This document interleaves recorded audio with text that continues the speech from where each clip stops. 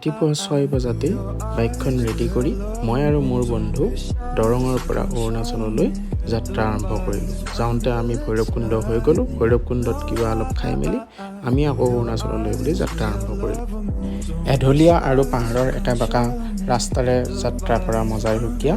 তাতে অৰুণাচলৰ ইমান ধুনীয়া প্ৰাকৃতিক সৌন্দৰ্য উপভোগ কৰি আমি এনেকৈ আগবাঢ়ি গৈ থাকিলোঁ। এতিয়া ইয়াৰ পিছত আমি এটা বুদ্ধিষ্ট মনেষ্ট্ৰী চাবলৈ গৈ আছোঁ, যিটো বোমডিলাৰ ওচৰতে আছে। বহুত ধুনীয়া পৰিৱেশ।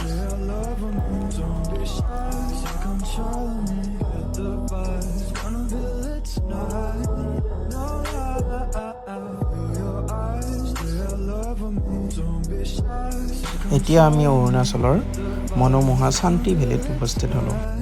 অৰুণাচলৰ চাংতি উপত্যকা পশ্চিম কামেং জিলাৰ এখন মনোমোহা আৰু নিৰ্জন গন্তব্যস্থান, যি দিৰাঙৰ পৰা প্ৰায় 14 কিলোমিটাৰ দূৰত অৱস্থিত।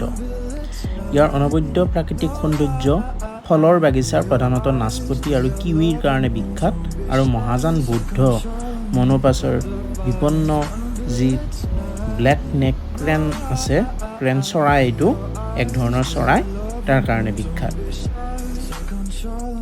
অৰুণাচলত বহুতো বুদ্ধিষ্ট মনেষ্ট্ৰী আছে। আমি আৰু এটা বুদ্ধিষ্ট মনেষ্ট্ৰীলৈ গ'লোঁ, আৰু ইয়াত যিবিলাক বুদ্ধিষ্ট মনেষ্ট্ৰী আছে তাৰ পৰিৱেশ সঁচাকৈ বহুতেই ধুনীয়া, চাই থাকিব মন যায়।